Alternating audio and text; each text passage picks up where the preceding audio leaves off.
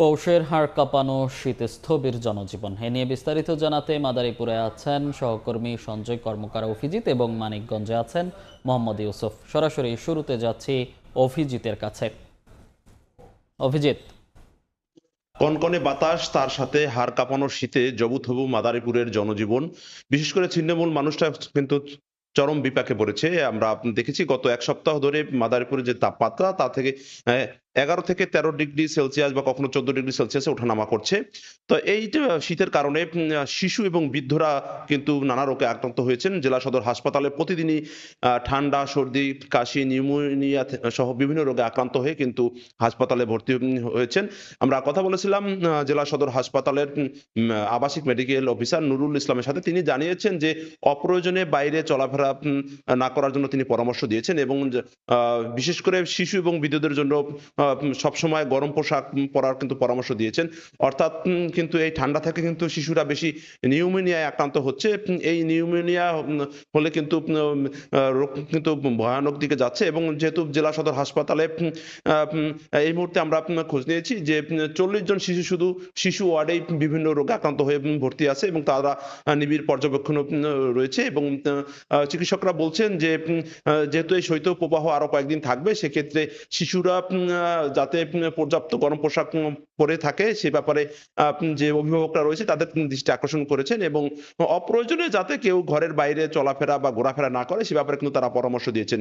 আর যদি এ ধরনের রোগের কোনো উপসর্গ দেখা যায় তাৎক্ষণিক এই সরকারি যে হাসপাতালগুলো রয়েছে সেখানে কিন্তু চিকিৎসা নেওয়ার জন্য পরামর্শ দিয়েছেন বিশেষজ্ঞ চিকিৎসকরা।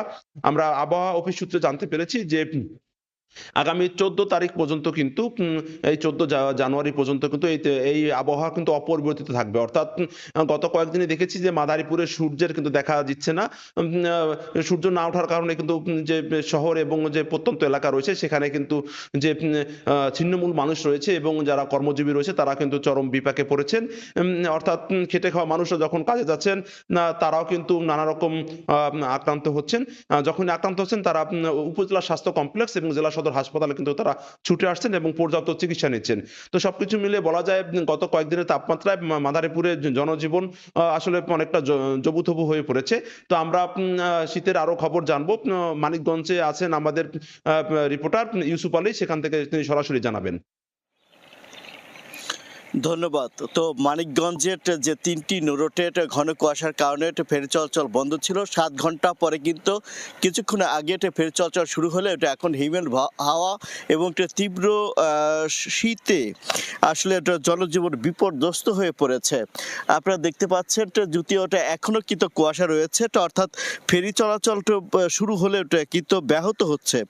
এই রোডে হাড় কাঁপানো শীত আর ফেরি বন্ধ থাকায় কারণে এই অঞ্চলের 3টি রোডে চরম দুর্ভোগে পোহাচ্ছিলেন যাত্রী, শ্রমিক এবং ব্যবসায়ীরা। কিছুটা স্বস্তি আসলেও এখনো কিন্তু তা ব্যাহত হচ্ছে। অপরদিকে কয়েকদিন ধরে সূর্যের কোনো দেখা না মিলায় বিপর্যস্ত হয়ে পড়েছে মানিকগঞ্জের কৃষকদের কৃষিকার্য।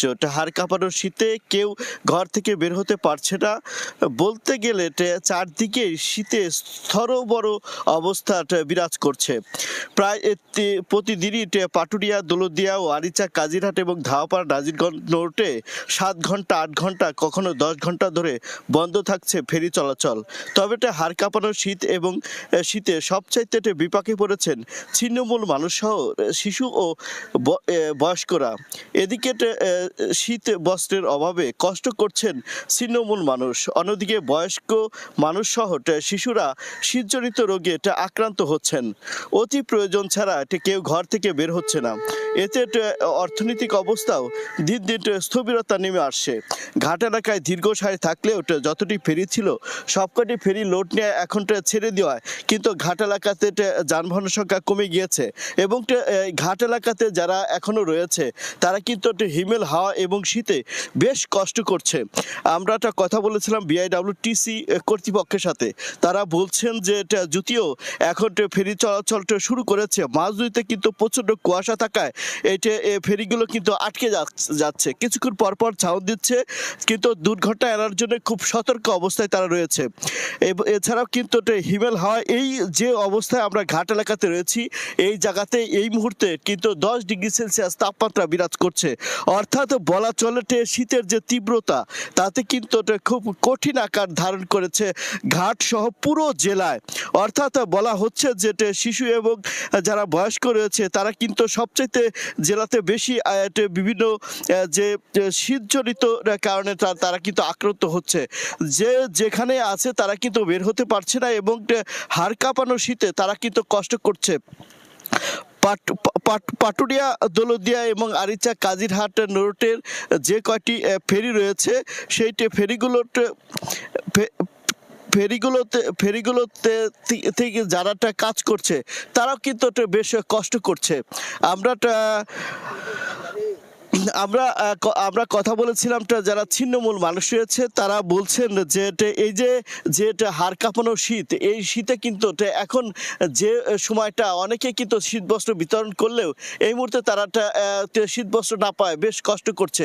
সবকিছু মিলিয়ে বলা যায় যে শীতের কারণে মানুষ অতি কষ্টে রয়েছে। এই ছিল আমার কাছে সর্বশেষ তথ্য। সরাসরি যুক্ত ছিলাম মানিকগঞ্জ এবং তার আগে মাদারীপুর থেকে।